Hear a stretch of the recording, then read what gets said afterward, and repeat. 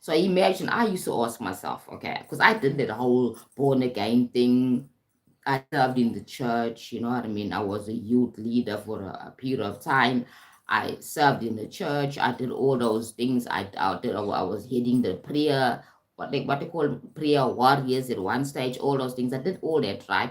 But I kept on asking myself one thing. This is years before my awakening. I kept on asking myself one thing. What next?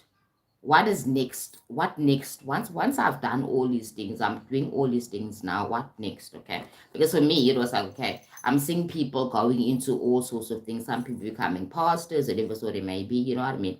But then again, later when I left the church, I started asking questions because now Sunday was like a place, a Sunday like today, like Sunday was a time for me to go to church, right? So it becomes like a habit, you know what I mean? It's like it's something that's programmed into you that you feel that Sundays are just for that, and then you do the same thing all your life until you wake up to reality. You know what I'm trying to say? Because you're going to church on Sundays, right? And but you don't see any difference in your life experience. You don't feel that freedom. You don't feel that peace within yourself. That peace and the freedom only lasts when you're there in that church. Okay, I'll tell you why. Because spirit is spirit, and spirit shows up anywhere, right? Now, for example, remember there's different types of spirits in terms of frequency, okay? So you will be connected to a spirit that you align to, okay? So divine source, God is there for people to go to church, right?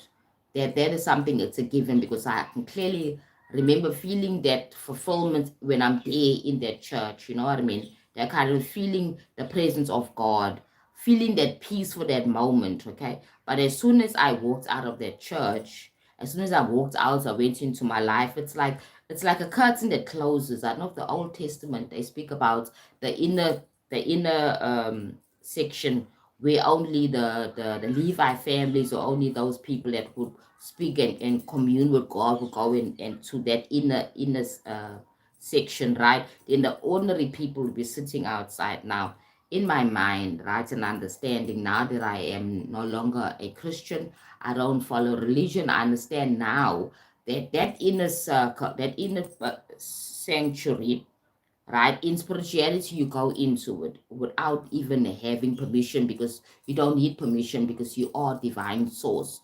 You're part of divine source. So you're constantly in that inner sanctuary. You're not like sitting in the pool in the church and listening and waiting for the pastor to pray for you, whatever. You're not being like, how would I say, you're not being led, you are leading yourself in spirituality, okay? So I think that that's the big change and difference between what I've experienced between religion and spirituality. I'm not waiting for permission because I already have it. I was born with permission to commune with divine source. I was born with permission to experience that relationship with divine source, with God, you understand, with the creator of all things. I'm not talking about God, a God of the Bible called Yahweh. I'm not talking about that. I'm talking about divine source, creator of all things. Because even Yahweh, that concept is it's a thought form, right? Created by certain people for certain reasons. So that's going into the history of Christianity, right?